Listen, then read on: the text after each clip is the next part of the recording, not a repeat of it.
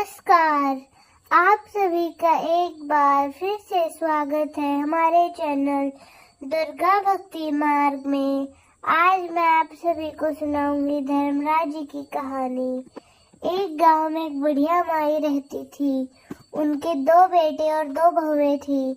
बुढ़िया माई धर्मराज जी की भक्त थी और दान पुण्य भी बहुत किया करती थी। बुढ़िया माई के जीवन में बस एक ही कमी थी, वह कभी मंदिर, सत्संग या तीर्थ स्नान के लिए नहीं जाती थी। एक बार गांव के मंदिर में सत्संग का आयोजन हुआ। उसके बेटे उसे कहने लगे, माँ सारा दिन घर में ही धर्मराज जी को याद करती हो, कभी मंदिर भी जाया करो। गांव के मंदिर में सत्संग हो रहा है, कभी तो सुनाया करो। बुढ़िया माई कहती है, हाँ बेटा आज जाऊंगे। ऐसा कहते कहते उसने पूरे दिन कर दिए। सत्संग के आखिरी दिन बेटों ने कहा, माँ आज तो कथा की समाप्ति है, आज तो कथा सुनाओ।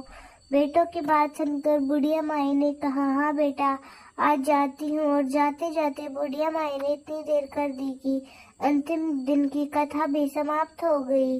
जब बुढ़िया माई घर से निकली तो धर्मराज जी बूढ़े ब्राह्मण का भेष धरकर आए और पूछा, बुढ़िया माई कहाँ जा रही हो? बुढ़िया माई ने कहा, सत्संग सुनने जा रही हूँ। ब्राह्मण वेशधारी भगवान बोले, अब वहाँ जाकर क्या करोगी? कथा तो समाप्त हो गई है। वह बोली, घर से निकली हूँ, अब तो जाकर ही आऊंगी। भगवान ने कहा कि वहाँ जाकर क्या लाओगी?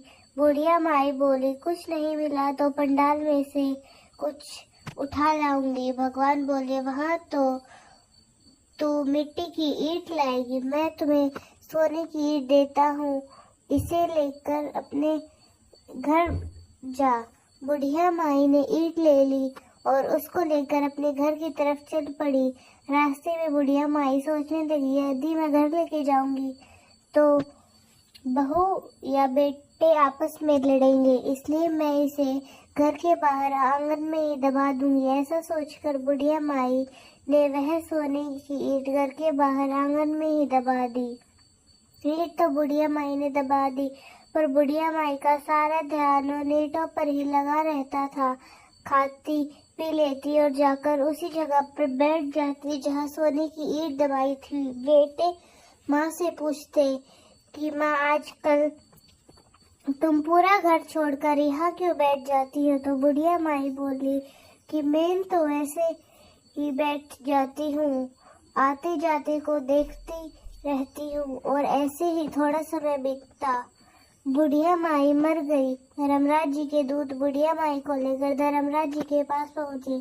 चित्रगुप्त ने सारी बात बताई। धर्मराज जी को कहा, अब इसे किस योनि में भेजे? धर्मराज जी बुढ़िया माई को कुतिया की योनि में डाल दिया। कुतिया बनकर भी वह उसी स्थान पर जाकर बैठती जहाँ सोने की ईंट होती है। कुतिया को देखकर बेटे बहू सोचते हैं कि पहले यहाँ माँ बैठती थी, अब यह कुतिया, इसे तो यहाँ से भगाना पड़ेगा वरना यह किसी को काट लेगी। ऐसा कहकर एक बेटे ने कुतिया को जोर से डंडा मारा, जिसकी चोट वह सहन न कर सकी और वह मर गई। मरकर फिर धर्मराज जी के पास पहुंची।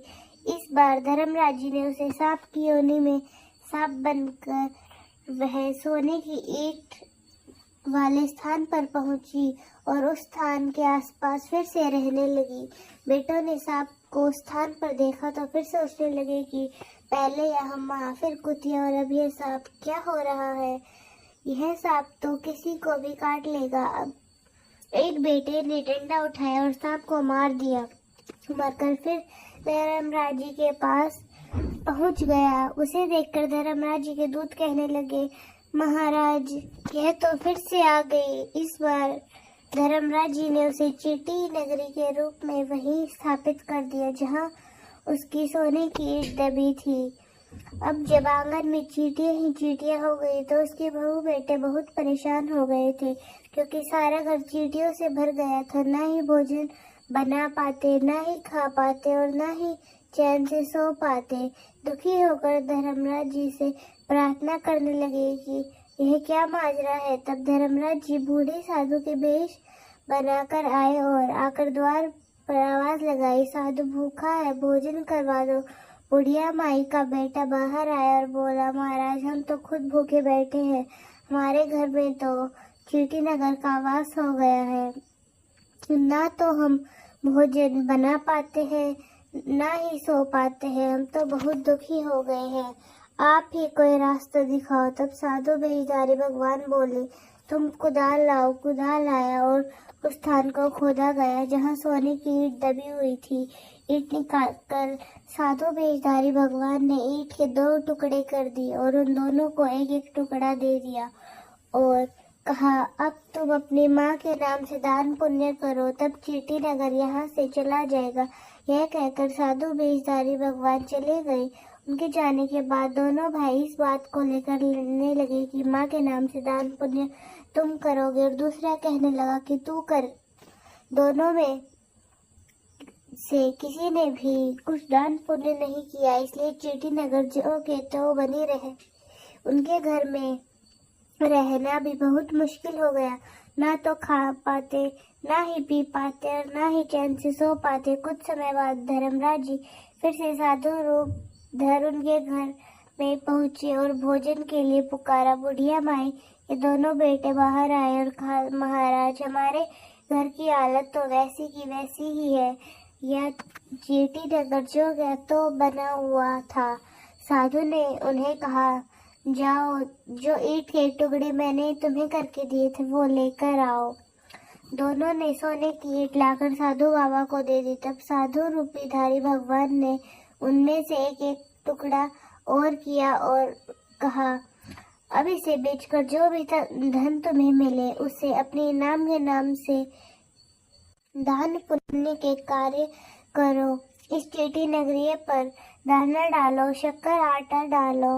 यदि ऐसा नहीं करोगे तो तुम्हारी माँ को मुक्ति नहीं मिलेगी और यह चींटी नगर ऐसा ही बना रहेगा।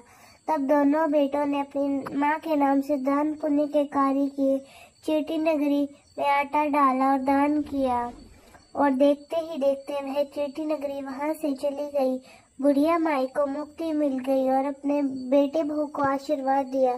बुढ़िया माई प्रभु के धाम चली गई और इस प्रकार आप उनके घर में कोई पीड़ा या संकट नहीं रही। आर्थिक परेशानी आए, कर्ज की समस्या हो, घर में बरकत ना होती तो चींटी नगरी में नियम से शक्कर आटा मिला देती, अवश्य लाभ होता।